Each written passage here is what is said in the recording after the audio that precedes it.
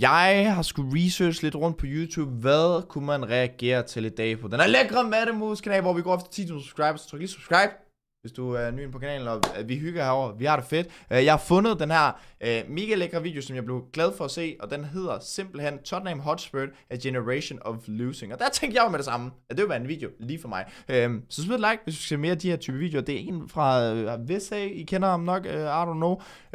Lad os se, hvad han forklarer. Om han bare forklarer, at de er nogle fucking taber, eller om han forklarer hvorfor, eller et eller andet. Altså lad os se, hvad der sker. I was thinking of the best way to start and introduce this video. And the best thing I came up with is this. Tottenham Hotspur reminds me of a guy that I knew back at high school called Chris. Now Chris is a normal guy. However, for whatever reason, he got picked on by the popular group in my high school between, year 7, year 8, year 9. Det er en okay god sammenligning. Det ved jeg faktisk ikke. Det er en lorte sammenligning. Prøv at Tottenham, der bliver sukket dyk på dem. Ikke? Altså sådan a Liverpool-fan, United-fans, alt det der fisk der, ikke? Altså sådan, når Tottenham gør det der, det er dejligt at se, at de gør det godt.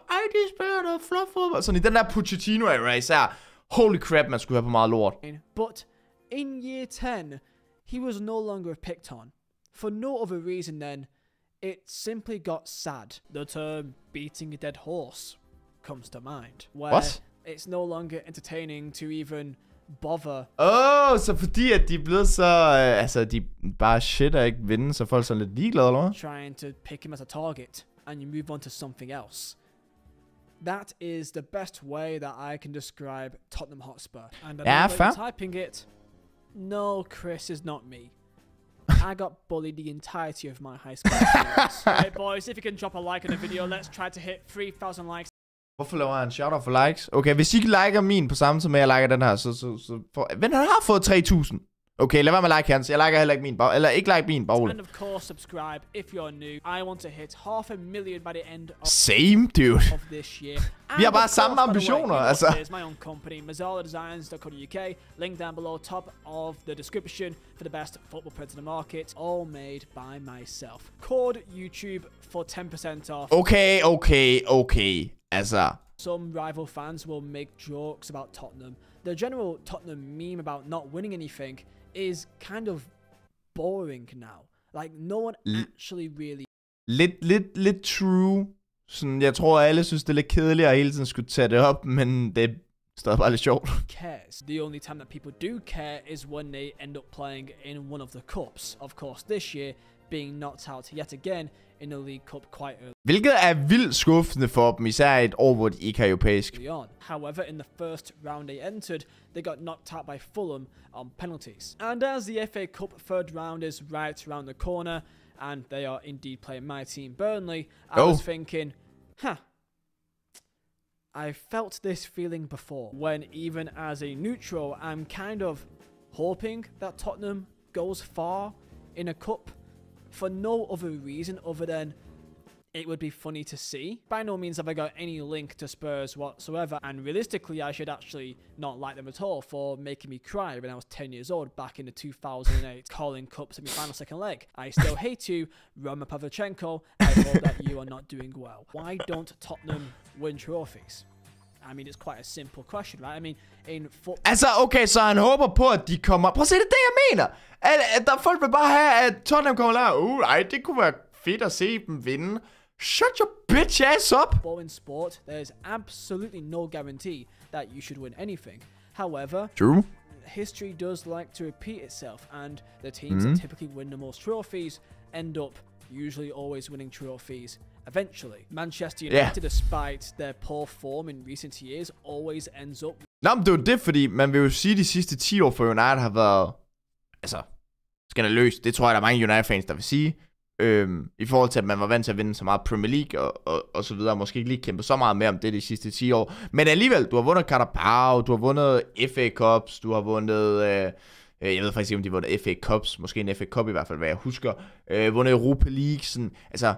Stadig performet. Det samme med Arsenal. Arsenal har jo også været kritisk. Alligevel har man vundet 3-4 FA Cups nærmest de sidste 10 år. Så ja, jeg tror bare, der ligger noget i det, at man har gjort det før. Jeg tror det netop også, det andet ligger måske lidt i baghovedet for nogle Tottenham-spillere, I don't know. Winning a trophy. Same thing with Arsenal. Okay, altså prøv at lad mig lige forklare. Despite their poor form in the last decade, over than the last year or so, they've always popped up with trophies when it matters. If it's the Europa League for United or the FA Cups for Arsenal. And then there's Spurs, which since their last trophy in 2008, they've only been in 3 finals. Of course, a League Cup final most recently, another League Cup final in 2015, and of course, for some people they may say somehow, a Champions League final, which by all means was, to everyone involved that was not a Liverpool fan, the most boring game in all existence. And I say that as prøv at til sidste, jeg ved ikke hvor mange år har Champions League-finalen jo været pis. Altså, sidste år, City mod Inter, Liverpool mod Real året inden. Hvad er vi så tilbage til? Så er vi tilbage til noget corona. Nej, men Chelsea mod City, lort. Bayern mod PSG, lort. Den der lort. Altså, jeg kan ikke huske, hvornår sidst var en god Champions League-finale. Der var VM-finalen, der var different. As a person that was inside Liverpool, in a pub in Liverpool, and even we found it boring. I did a video 9 months ago going into Spurs and the entire history step by step, season by season, and I felt that the most successful failed football club. Covered that topic. I mean, it's so common that they've even done an article titled Tottenham's 15 most shambolic cup exits of the last 15 trophyless years. We are reaching a generation here. If they do not win anything this year, then that means that if you were born in 2008, as we are now in 2024, Happy New Year, then that means that they would be turning 16. Therefore, they can legally drive. And as far as I'm concerned, that counts as a generation. And in the last 15 years, I'll list off their big losses. Colchester. They got knocked out by Colchester, mate. Yes. Can you point out where Colchester is on the map? No offense, but most people can't. I can't, and I... Okay, jeg tror, han vil sige sådan noget sådan, hvilken liga de var i, eller et eller andet. Ikke hvor de lå hen på mappet. Fuck, det skulle da irrelevant as fuck. Men det ligger lige ved siden af Cambridge. De ligger i Skype League 2. Jeg ved ikke, om det skulle gøre en forskel. Gillingham også. De ligger sgu lige ved siden af London. The fuck? I like to think that I know most teams in the EFL. Thank you, Football Manager. Juventus in 17-18. Not exactly an embarrassing club, but you know exactly what court I'm thinking of. Here's the picture of it. Yeah. Don't need to say it, because it may actually trigger more Spurs fans. By the way, if you're It's the history of Tottenham. Chiellini er en legende for det der. Spurs fan watching this, I don't know why. I don't know why, but thanks. Make sure to subscribe. Norwich in 2012-13, and then Norwich again in 1920. At home in the 5th round of the FA Cup. Egentlig mange dårlige, de råd ud til. Try to fight someone in the stands. Everton in the 5th round of the FA Cup. 5-4. Knocked out by Palace at home in the FA Cup 5th round. Again, Tottenham beat Ghent in the 16-17 Europa League, round of 32. Mislav Orsic. I'm so sorry. Again, why are Den kan jeg godt huske, det der, hvor Mourinho var træner. Der tænkte jeg virkelig, at de gik hen og vandt. Hvad var det? Var det Conference League på det tidspunkt? Eller Europa League? Der tænkte jeg virkelig, de ville vinde. Spurs fans here, you shouldn't be. Dynamo Zagreb, a 3-0 loss, which they were already 2-0 up in aggregate. They bottled it in Croatia. Incredible. Genuinely. FA Cup semi-final. Lost to Portsmouth. And then most recently, last season, knocked out in the FA Cup 5th round. Again, to Sheffield United. That is a list of about 10 times they were knocked out, all in games that they really should have won. Or at least on paper, they were the favourite team. Of course, this is football, and not everything is done on paper. So instead of the history, let's go into the now. What's happening to Spurs to stop this happening? Well, of course, the big name that everyone is talking about is, of course, Ange.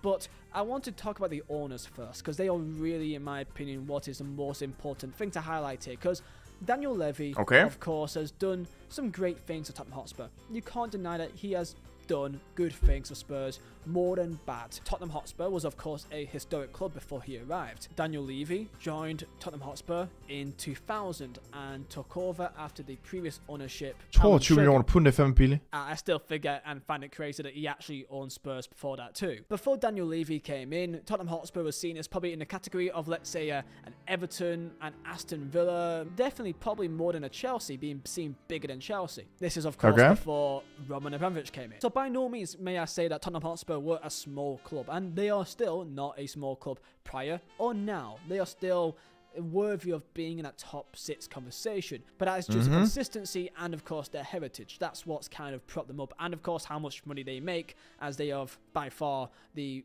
best stadium in the country now. However, there's a group of Spurs fans that are tired about how the club is ran. Despite all these new fancy little things, a new training ground and a new stadium, nothing has still changed. And they find their failure to win trophies as a failure on the part of the owners, ENIC. ENIC, the ENIC Group, which is a British investment company, if you cared, and ENIC owns 86% of Tottenham Hotspur. There was protest this time last year.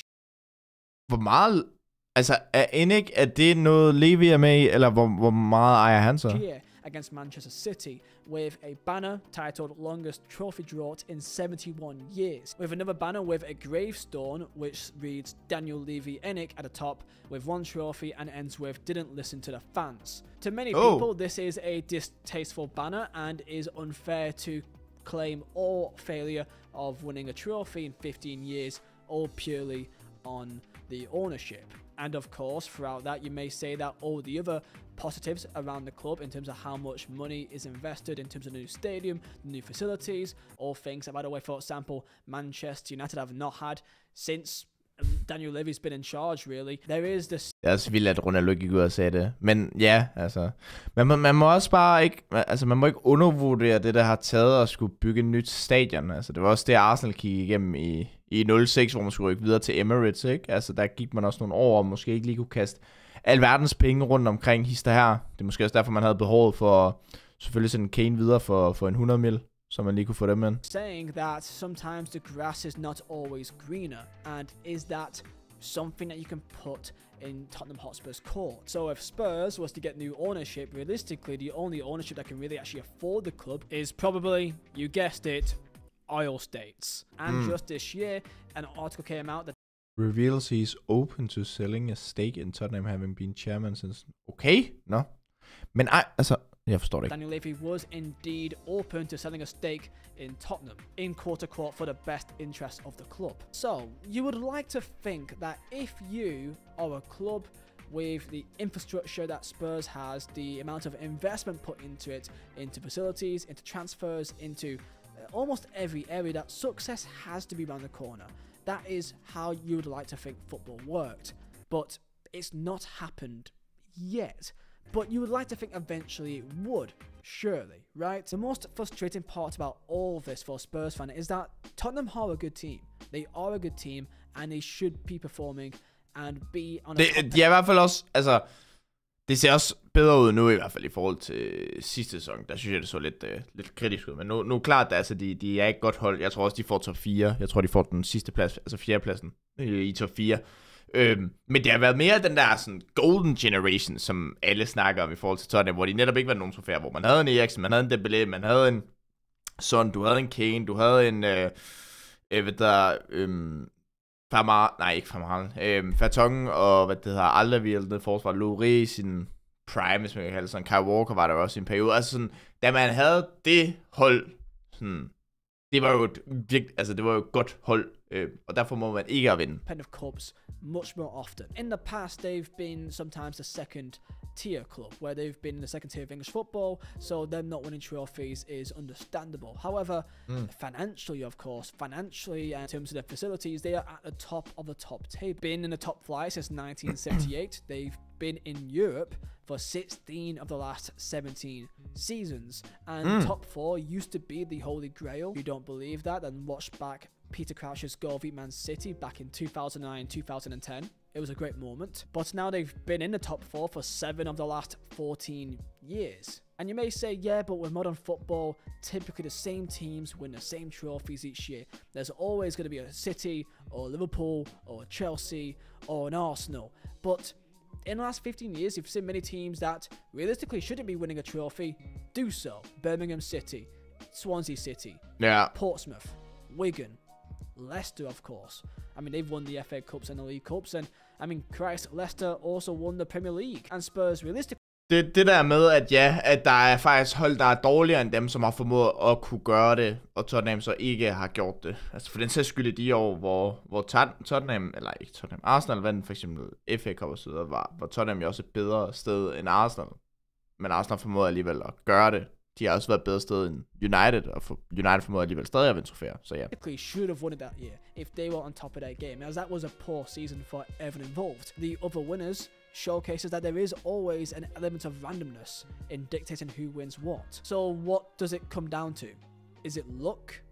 Are so many of these games decided by minor details? Well, in some part, yes. I mean, we can't forget that in the Champions League final, they really lost the game due to Sadio Mane kicking the ball onto Moussa Sissoko's arm. In no world should that be given as a penalty, especially not in the first minute of the Champions League final. I don't think even Liverpool fans... Okay. Det er jo fuldstændig irrelevant, om det er det første minut. Altså sådan... Plus manden, han havde sin arm sådan her unaturlig position. Så om det var det første minut. Det er det samme, altså jeg havde, og det er sikkert også sådan, dommerne har det. Hvis der kommer en eller anden voldsom tackling inden for de første 3 minutter, så kan de finde på ikke at give gul kort, fordi det er for tidligt i kampen. Altså fuck off, dude. Altså om det er 80 minutter eller 10 minutter, så er det stadig gul kort jo. I think that should be a penalty. And realistically, it barely even hit his arm. Like, it hit more of his shoulder than his arm for me. I would like to think where the sleeve typically ends on a football shirt, that's typically where, past that, where the arm is exposed, that's kind of where the arm starts. And that would be considered for me the sleeve. Jeg kan godt følge om. Problemet for mig er bare stadig, at manden har sin arm der oppe. Derfor så har det en effekt, og derfor synes jeg, det skal give et straffe. Det havde været noget andet, hvis han står samler sådan her, og den rammer her, så giver det mening. Men jeg tror, det er fordi, at han gør sådan her, så hjælper det ham heller ikke. I just can't believe that was actually given 1 minute into a Champions League final. I think it was 13 seconds. Kunne han holde sin kæft med det der 1 minut der? Please? What's the exact second mark? 22. Sorry, my bad. 22 seconds. What about form? Semi-final against Manchester United. Should he have done better to keep out under Herrera's winner? Possibly. What if Spurs held on against Arsenal at White Hart Lane in 15-16? Would they have gone on and put pressure on Leicester and go on to win the Premier League? Maybe. But you could do this all day. And in theory would mean absolutely nothing. These little details, no matter how small they could be, does make a difference. So is it luck or is it mentality? The quote, "It is the history of the Tottenham," is memed and of course is quite hilarious because it's actually something that you can't deny is probably not correct at this stage. You may say the recent history of the Tottenham to be more accurate, I guess, but you know, I don't think it's mentality because under Pochettino, they did win quite a lot of games, more games than any other man. Altså, der er bare forskel på at skulle vinde en kamp, og så skulle vinde en finale, og der tror jeg bare, at man har brug for de her rutinerede folk rundt om sig. Derfor betyder det ikke, at man kan stadig fejle, selvom du har de rutinerede rundt om sig. Men det kræver bare en del. Jeg tror også, der er en grund til, at Arteta for eksempel valgte at hente Zinchenko og Jesus ind, og det er fordi, at de har prøvet at vinde Premier League. De ved, hvad der skal til, og så videre, og så videre. Så du kan godt få vinderen på holdet, eller det synes jeg nærmest, der er behov for ligesom at der er et eller andet sådan, det her det er sådan, vi skal gøre, men det betyder heller ikke nødvendigvis, at det er en garanti, at du så vinder. Manager, and when he brought in managers with that quote-unquote winning mentality, like Jose Mourinho, like Antonio Conte, when they came in, why didn't Spurs win anything? Well, you may say, probably don't sack Mourinho a couple of days prior to a cup final. Det var også wild. And for that, I would say, fair enough. So lastly, what's the priority? Is it the money or is it the silverware? Of course, winning a cup does bring in more money, but the most money you can possibly get as a club at this level is the Champions League, even being in the competition. So it can be argued that the owners of Tottenham Hotspur cares more about top 4 and just being in the conversation than going all the way in a cup. So would you accuse Tottenham Hotspur of prioritizing just being in top 4 other than going all the way in a cup? They seem to always get knocked out in the 5th round of the FA Cup. That is quite a common thing. Problemet er, at tophold skal bare gerne kunne gøre begge ting. Altså det skal gerne kunne nå længere i Champions League samtidig med, at man performer i Premier League. Eller du skal kunne performe i Premier League og gøre det i FA Cup'en, hvis du er et tophold. Arsenal i sidste par sæsoner har for eksempel været i gang i, altså selvfølgelig prøvet at bygge et hold op, men vi kan ikke kategorisere os selv som et tophold altså sådan fast tophold, når holdet for eksempel i sidste sæson, så rører vi ud i første runde af FA Cup-agtigt. Selvfølgelig så er der også en anden kontekst i den her, nu ved jeg ikke, hvornår den her video rører op, men vi spiller mod Liverpool i 3. runde af FA Cup'en, så, eller 4. runde, eller fanden der, så er der måske lidt mere sådan, okay, fair nok-agtigt, men det er mere sådan, hvis man rører ud til Norwich, eller vi rører ud til Nottingham Forest, jeg tror faktisk 2 sæsoner i streg, det er sådan noget, der ikke er godt nok, det er sådan noget, der gør, at du ikke kan reducere dig selv som et tophold, fordi du skal stadig kunne performe ved turneringerne ved siden af, og samtidig med, at du performer i Premier League. Men så er der også noget andet, der spiller ind selvfølgelig, hvis du når hen til foråret, og du begynder at kæmpe mere om titlen.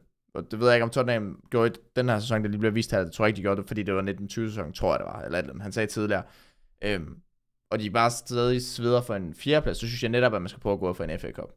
Theme. And I've somehow gone all this way into this video without really speaking about Ange. Ange, of course, has helped Daniel Levy and the fan base in terms of getting more of a connection to the club, as of course under Antonio Conte, it was extremely toxic, and I don't blame Spurs fans. Det var en vild preskonference der. From the outside, a complete mess. And similar can be said about Jose Mourinho, as it can be seen from a fan's perspective that the club was not really looking at the future and was simply trying to get short-term fixes on one simple goal, and that is try to win something. And Conte and Mourinho are both clear winners. They have won so much in their career. You can understand why they would go that route, but clearly for the long-term health of the club, it was short-sighted. Ange feels different. It feels like a person to really bring the fans together and to believe in a goal together, believe in a project that has been incredibly successful. The mood of Tottenham fans has been remarkable to see in the last couple of weeks and months. Despite in kind of November, early December, there was quite a lot of poor form that could be obviously put down to their injuries. And by the way, despite that awful 5 games in November, December, they are still only 3 points behind first place Liverpool. Det var, han må op til, okay, Spurs, my bad. By no means am I saying that Spurs can go on to win the league. But what I am kind of saying is, Ange Boas won the Premier League, baby. So there you go, boys. I hope you guys did enjoy. Ja, jamen jeg er da enig. Altså igen, der er jo også en grund til, at jeg siger, at jeg tror, de ender nummer 4. Det ser godt ud for dem. Det ser i hvert fald bedre ud for dem nu, end det gjorde, da Conte og så videre var hos dem. Så jeg tror, det er fint nok, at de får bygget op omkring Ange, Ball. Ja, og så har de jo været ramt af skader. Har alle andre hold jo trods alt også, skal man også huske. Men ja, det bliver spændende. Se, hvordan det udvikler sig. Efter, ja, som man også sagde, lidt dårlig form. Om de lige kan turn it around. Jeg tror også, var det ikke noget med, at de forskellige skadede spillere skulle vi snart være tilbage med Madison. Hvad fanden er der noget forsvar? Fandefæn? Er det den noget? Jeg kan ikke huske det. Nå, anyways. Det var alt fra mig. Det var en hyggelig video lige at se på, så fik vi også lært lidt om Tottenham.